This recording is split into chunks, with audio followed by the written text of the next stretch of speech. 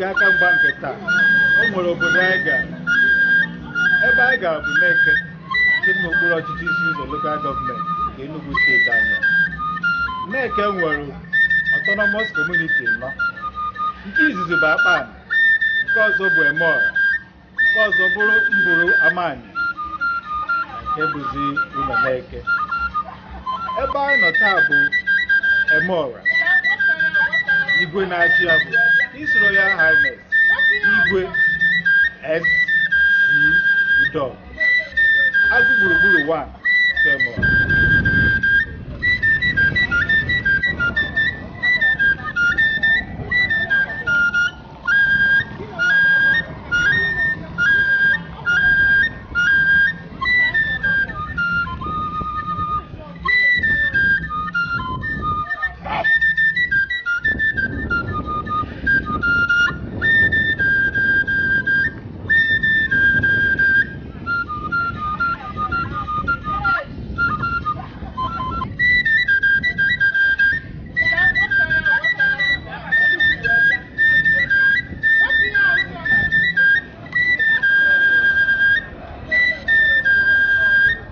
Nnukwu emume ndị Neke niile na-eme.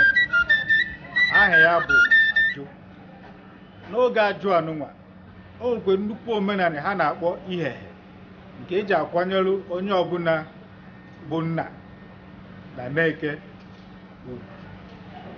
N'otu aka ahụ ka anyị na-asịkwa ka anyị jekwuruzie Igwe S.C. Udog, Agụ Gburugburu 1 nke Emora, ka ọ kọwara anyị onye ọ bụ na etu obodo ya dị.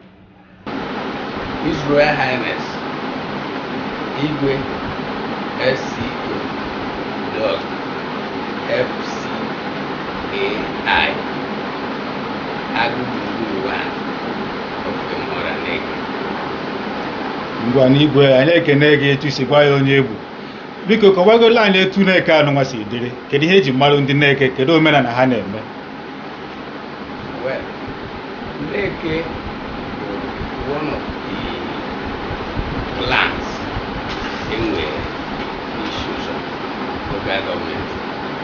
Neke nwere 4 communities, namely Akpan Neke, Emora Neke, Mburu Amani Neke, na Umo Neke. These 4 communities make up Neke clan. Ngwa n'Igwe, 4 communities anụnwa anyị kọwagola anyị, obi dị anyị mma. Kama ihe na-akọwa bụ na ndị Neke nwere nri eji mara ha.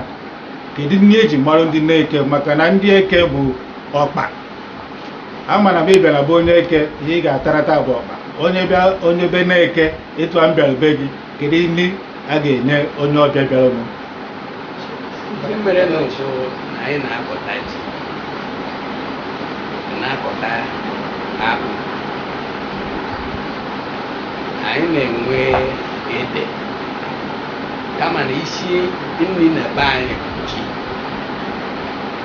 Mana kamgbe a ụmụaka ndị na-akọ ya gasịgoro ọgụ nke ndị ọcha, ma ịga akwụkwọ, ịrụ ọrụ bekee. Ihe fọziri dị na be anyị n'Ugwugida bụzi akpụ. Ịbịa na Nkwọ Neke, iwere trela akpụ dị na Nkwọ Neke ga-ezu trela ole iji bịa. Ihe anyị na-arịọzi gọọmenti, na anyị nụrụ na-asị na gọọmenti jizi akpụ eme bred, na ha bụ iko bịawa nso ka ha mara ihe ha ga-eme akpụ dum a na-akọ ebe a, ka enwe ike ebe ọ bụ na the present government of Enugu State, under the leadership of Barrister Sullivan Ihachọtaworo, arụ ọnụ ụzọ na ha bịa gụwa akpụ ka enwee ike ndị be anyị na-erepụta apụl na anyị bụ basket of the state. Ndị be anyị ndewo, oge aka mgba nke taa erugo. Ọba ahụzi okenye etiwa ihe elu sonye ọgụ ịbalị ya mba iji gosi na ọ bụ dimkpa ya ka ịgba mma.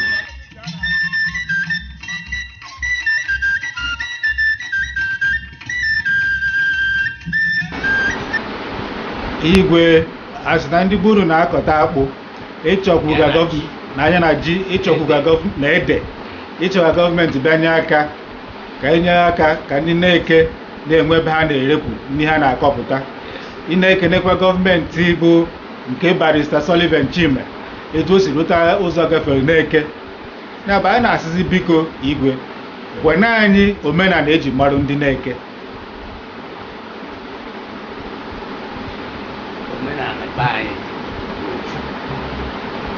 Omenala eji mara anyị bụ anyị na-eri ajụ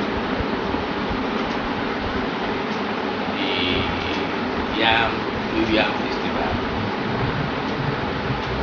Anyị na-agba mgba n'ime oriri ndundum ahụ anyị na-eri. Ajụ ahụ so na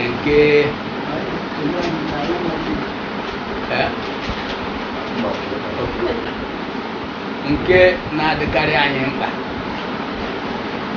maka mgbe ahụ ka ụmụ anyị ndị pụrụ apụ na-anatakarị. Anyị nwekwara oriri ọzọ dị mkpa bụ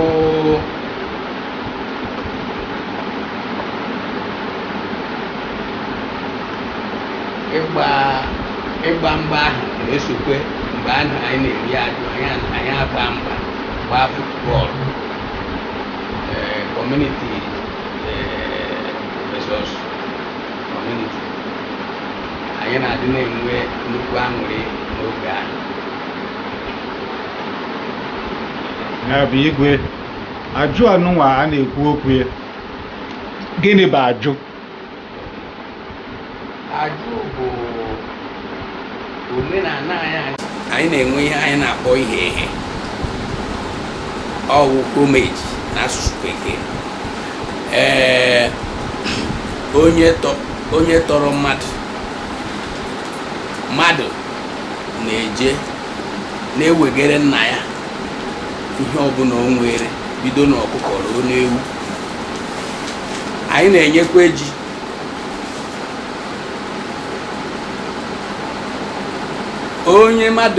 Onye bụ onye tọrọ mmadụ bụ onye kwesịrị ịnara dị ihe a na-ewegara ya ji 14. Ya bụ ihe bụ ipe homage. Ọ bụ ipe homage. Ndị bụ nwaanyị alụgoro di na-ewere ọkụkọ ga-nye nna ha, ma onye dị ndụ because nna anaghị agwụ agwụ. Ka ọ bụrụ na onye nna ya nwụgoro, onye dị next nna, onye na-anọchizi anya nna ya, ọ ga-enye ya ọkụkọ, kene ya, tụọrọ ya mma mma. Ndị nwoke na-agbakọkwa wetachi ọkụkọ. Ndị nugoro ụmụ nwanyị ha eweta ọkụkọ nye the eldest of the family.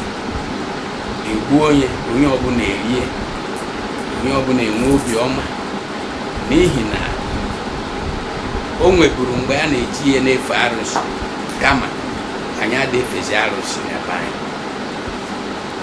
Ya bụ Igwe, aga m ajụ gị ajụjụ m na-ajụ igwe ọbụla m gaa na be ha. Ya bụ na o nwezi ihe na-esere ndị arụsị na ndị ụka okwu na na-eke a. O sego okwu ka anyị edozigo ya.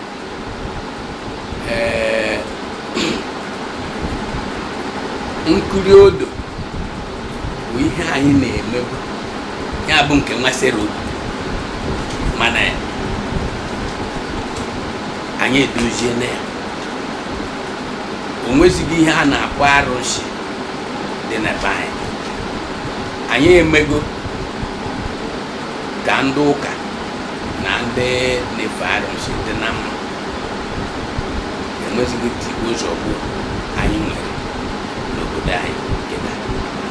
Ọdụm Igwe ekene nga ọfụma wee na-asị ndị be anyị onye unu na-anụ onye bụ Igwe gburugburu nke Neke dị n'okpuru ọchịchị isi ụzọ lokal gọọmenti n'Enugu steeti anụnwa. Ya bụ Igwe ka anyị sizie gị n'okpuru ọchịchị gọọmenti anụnwa anyị nọ, biko nwere okpe ekene ga-ekene onye isi steeti anụnwa bụ Barrister Sullivan Chime n'ihe o megoro ndị Neke, ka o nwere ihe ọzọ chọkwara ka o mere unu n'obodo anụnwa. Ihe mere n'ugwu na kamgbe gọọmenti ji na-abịa n'Enugu steeti, anyị bụ ndị Neke eriri uru na nke Sullivan.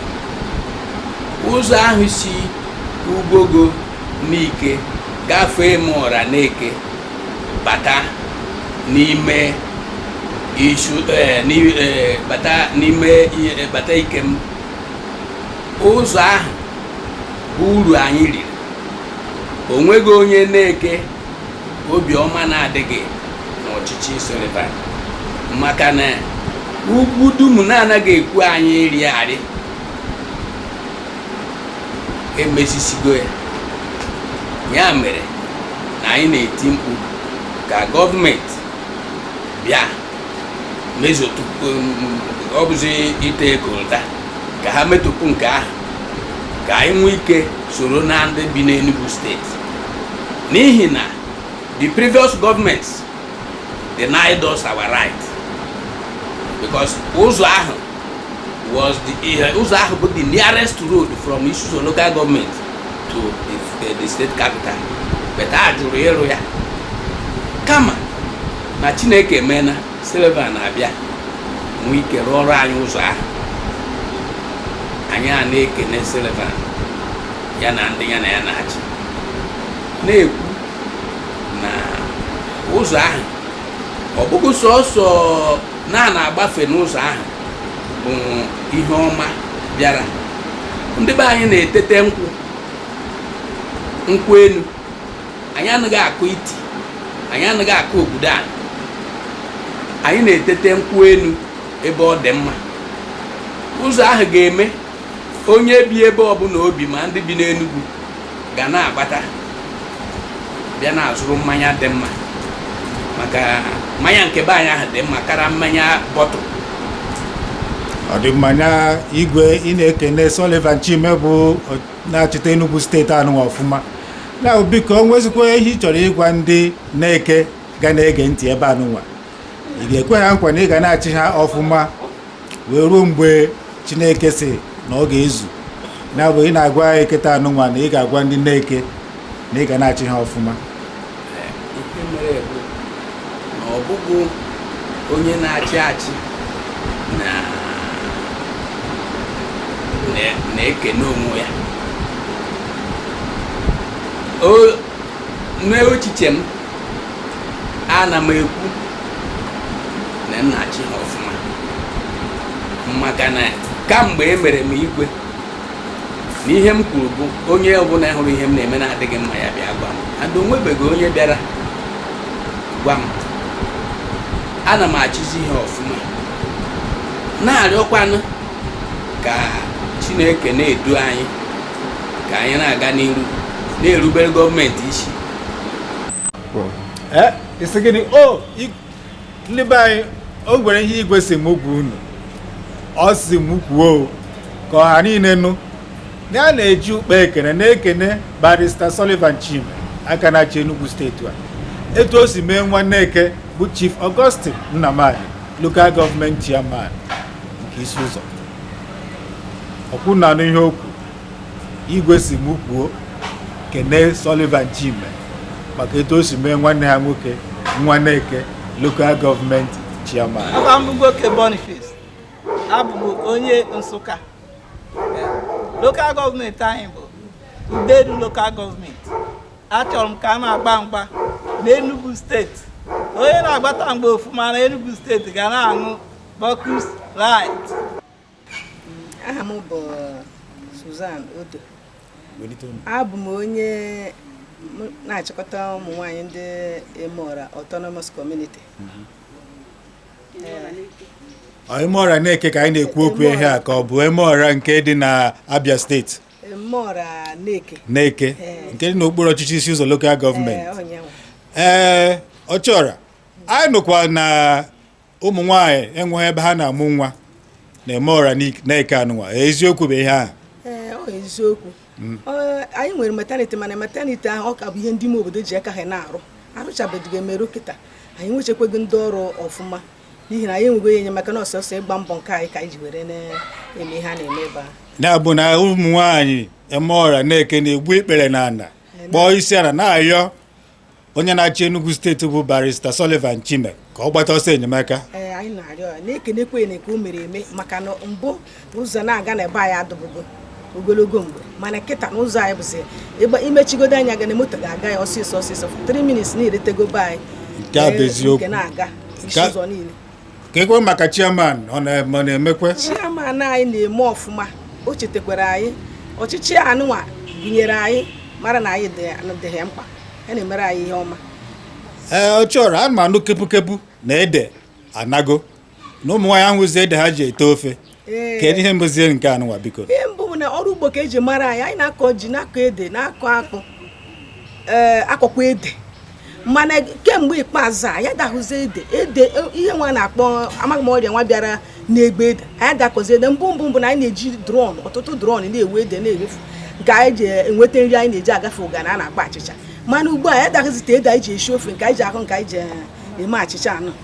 So ọ na-enye anyị nsogbu. Anyị na-asị o nwere ihe gọọmenti mara bụ ọgwụ enwere ike iji mee ka ede ahụ na-achitekwa azụ dị n'ụdọ dị na mbụ ka ha nyere anyị aka. Ọ chọrọ ka maka omenala, kedu ka ụmụ nwaanyị si akwalitekwara omenala ndị Emora n'ike na-eke? Ụmụ nwaanyị na-akwalite maka na ụmụ nwaanyị bụ ihe na-eme n'obodo na-ekpo ọkụ. Oriri ọbụla dịka abịa na mmemme eriri ji ọhụrụ nwa, nwoke ọbụla na-akọ ji na nwunye ebi ịgba mbọ hụ na na-akọfụta ọfụma. Nwoke enweghị ike iji ugbo kọta ji ọfụma ma nwunye ya kwadoghị ya n'azụ. Anyị nọ n'ịkwado n'iji ugbo, ịkwado n'ịga ọrụ n'ime enye aka hụ na ugbo na-aga ọfụma. Anyị na-ewufutekwa ego ma ọ bụ na anyị na-eretecha ego ndị anyị erete tinye ka e nwee ike na-akọta ji n'ụbara, akọta akpụ n'ụbara, akọta ede n'ụbara, mana ede m nke gbanahịrịgoro anyị kịta. Na-abụ na-ekpe ekpere ka ama ka a ga-esi mee ka ede nachieta. Ọ dị mma. Ọ chọrọ biko ekene gị. Anyị na-ekpezi ekpere na ndị ga-anụ na anụgo, ndị ga-emenwu ga-emenwukwanụ. Biko kenezie ndị Emora na-eke ka ekwe ha nkwa na ọ ga-adị mma n'ihu. Ana m ekene ndị Emora ibe m na-asị ya bye bye na ike nke Chukwu anyị ga na-aga n'ihu.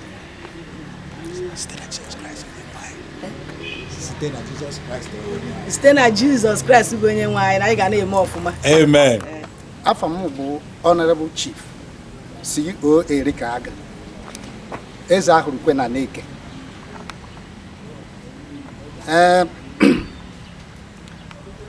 Na-Emora anyị afọ otutu m bụkwa Akajugu bụ ihe na-eto ugo. Abụ m onye Emora na-eke Autonomous Community, bụ igwe m bụ His Royal Highness Igwe S.O. Udog Agụ gburugburu one of Emora na-eke Autonomous Community. Unu bịara na nke mụ nọnyere n'ihe mmemme niile nke unu mere. Ana m ekene unu, ana m achị unu nnọọ. Eji m ohere nụwa na-ekene gọvanọ anyị bụ Barrister Sullivan ihe a na-achọ Chime n'ihe ọma niile o mere anyị. Ọ bụgodugo ụzọ site Ugwogo wee bata na-eke ruo ike m nke a na-arịrị anyị. Ana m ekenekwa chairman anyị bụ Honorable Augustine Ndaman n'ihe ọma niile, ọrụ ọma niile ọ na-arụ ụzọ n'isi ụzọ niile gburugburu, ọ na-arụ briji n'isi ụzọ niile gburugburu. Nke bụ na ụbọchị a ka o bunyere anyị bụ ndị Emora transfọma nọọ ihe gbasara maka ọkụ ndị Emora a na-arụ. Ana m ekene ebe ọ dị ukwuu. Ana m achị anya mere gaba. Chineke nọnyere n'ọchịchị ya. Ndị Emora niile na-ekene na ndị igwe na ndị kabinet niile na-ekene. Ka maka omenala obodo ndị Emora na-eke anụnwa, nwere azụ nwere ike ịtụnye anyị? Thank you. Omenala ndị na-eke Emora na-eke bụ ofu n'ime ha mara mma. omenala ha kwadoro isi n'iri ji ọfụ ha bụ iji wee ma ka ji mmadụ kọtarịra ka ji mmadụ butere ka ọra na-abadaba iji wee mee ka egwu ụmụaka ụmụ agbọghọbịa ụmụ okorobịa gbaa egwu ka na-eti ya ha na-ete a na-aga ụbọ ndị okenye na-aga ụbọ a na-ete ya mgbe a na-eme oriri a bụ oriri ndị nneke na ndị niile ha ndị ọbịa nọ na be ha na ndị enyi ha niile nabatara bụ ihe a na-eri iri ji ọfụ ya bụ iri ji ọfụ n'ala Igbo mana ajụ bụ afịa Akajugo kedu mgbe e ji eri ji ọfụ a ka anyị bịa nụ na akpịrị na-akọzi anyị ọkọ biko nna nwanne m ọ dị ihe ọma na onye Igbo si na mmadụ niile nwere ugwu na ihe egwu ọnwa bụ onye du mmadụ ọfụpụta ya egwu ọnwa ọ ga-adị m maka ịbịa na mgbe ahụ anyị ga-eri ji ọfụ mgbe anyị ga-ejiri ji ọfụ Septemba na be na-asa anyị kwadobenu sachaba afọ bịaba biko unu kwadebe n'ọnwụ na ibu afọ unu wee bịa nke ọbụla anyị na-arụ ji n'ọkụ anyị na-ewu ya ewu anyị na-eshi ụtara ji wee na-eri Akajugo kenelu ndị Enugu steeti na ndị Emeọra na ebe ọbụla ha nọ na-enene ha sị na gị na dimkpa agbụghịkwa na ọbara na o nwere ike ịgba biko ana m ekene ndị Emeọra Lake Autonomous Community ebe ọbụla ha nọ na Naịjirịa tinyekwara n'ụwa niile ana m ekenekwe ndị Enugu steeti maka na ọ bụrụ na ọ bụghị mmadụ ibe mmadụ ka mmadụ ji adị ọ bụ ndị Enugu steeti anyị nọ n'etiti ha na Naịjirịa bụ anyị ji wee na-aga anyị na-asị ihe demedeme ụbọchị dị ọrụ ha mma ihe ọma ka anyị ga na-ahụ onye kpata ego ọnụta nwaanyị ọmụta nwa ọrụ ụlọ ogokwere edo ma na-agba ọ na-arụ ụlọ ọ na-arụcha nke ọ na-arụ nke ọzọ akụmakụ ihe enwemenwe ka m na-agọrọ ha ọfụ ya amen onye isi ekelekwa m Akajugo anyị ekele gị ka anyị na-eze anyị n'oge ji ọfụ ka abịa ọ dị mma Onowu of Emeọra ndị na-eke nwere oriri ha na-erigesi mana nke na-emetụta mmadụ na-ebu ajụ anyị na-eri ajụ anyị wee meri iri ji ọfụ ya bụ oge anyị ji ebiri iri ji na obodo anyị na-arịọ ọbụ na gọọmenti bịa nyere anyị aka o nwere ihe ọ bụla anyị nwere ụlọ akwụkwọ adịrọ na be anyị kọleji adịghị na be anyị ka anyị na-arụ arụ ụmụ nwaanyị bisi na-arụ ya adịta sọsọ 3 classrooms onye bụ onye isi ụmụ ya bụ Lady Anastasia Eze gọọmenti ya nyere anyị ka rụọrọ anyị skuul nwekwu ihe ndị ọzọ na-agada enye anyị dịka o nwere ihe ọbụla anyị nwere mmiri ọnwụ nwerụkwa n'oge ụkọ mmiri anyị na-eme ihe na-enye anyị nsogbu kịta enwe eletrik adịghị n'ebe anyị ya dịchasị kachasị anyị mkpa bụ ọkụ eletrik ahụ gọvanọ nke anụ na-arụrụ anyị ụzọ Maazị Sullivan na-arụrụ anyị ụzọ ka na-adị n'ebe anyị kịta anyị nwere nchekwube ụzọ narị kịta ga-ebido n'Enugu ruo n'Ikem bụ national bụ headquarters anyị local government headquarters na-abịa ị ga-eji ohere anụnwa wee na-ekene gọvanọ Enugu steeti abụ Barrister Sullivan Chime ị na-ekenesi ya ike nye akwụkwọ Chineke nọnyere ka osisi ike na-eme ya ọ na-eme na ọ ga-esikwa na Enugu steeti jebe Abuja sikwa na Abuja bụcha prezidenti ya bụ kedu ihe ị chọrọ ka ndị na-eke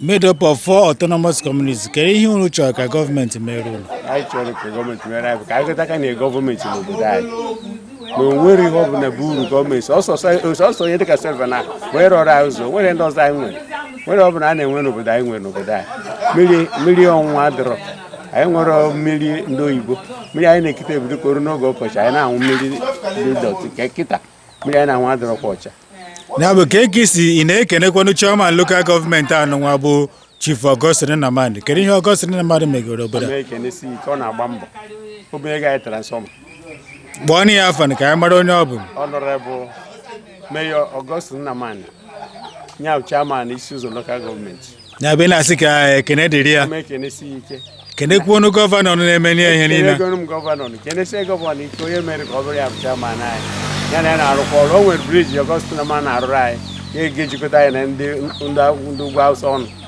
ka ekwere maka ndị obodo ị ga-ekenekwa ndị obodo etu ha si na-enye aka ka ihe na-aga n'ọfụma. ama ekene ndị igwe niile dị n'obodo anyị na-ekene ụmụ nwaanyị ndị na-achị obodo anyị na ndị ụmụ nwoke so ha na-achị ya kachasị ụmụ nwaanyị ndị Emọra n'umego na Emọra enwego sekọndịrị skuul nwee na Emọra enweghị afịa.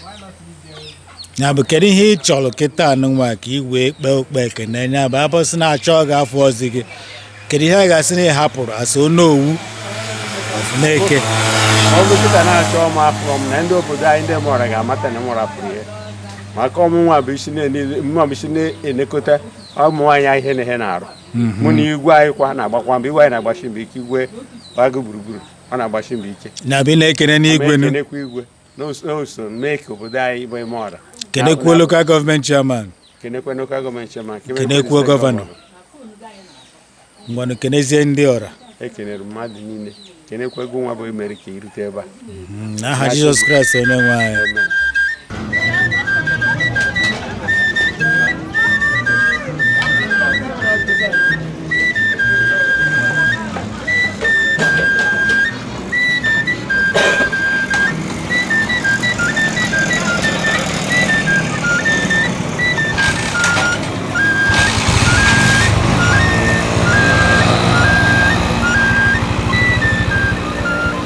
Monday on so ya mana Neke Baju ọ bụ eziokwu ihe eji mara obodo anyị bụ Aju aha mụ bụ Ikechukwu Agbaeze ya bụ na achọ ka ndị mmadụ bịabazi ya ajụ bịara anyị Aju oke ekene m unu nọ taa bụ na Neke nke dị n'okpuru ọchịchị isi ụzọ ọkwa bụ n'igwe gburugburu na ebe anụnwa ya bụ ndị be anyị ka ọ dị ụbọchị a n'izu ụka na-abịanụ a ga-echekwa obodo ọzọ dị n'Enugu steeti a Chukwu mee ka ọ ga-abụ n'isi ụzọ anụnwa ka a wetara unu obodo niile dị n'Enugu steeti na omenala ha na-eme na ihe eji mara ha ndị be anyị ọ bụ N'Echago, N'Echago, ebube agụ N'Echago.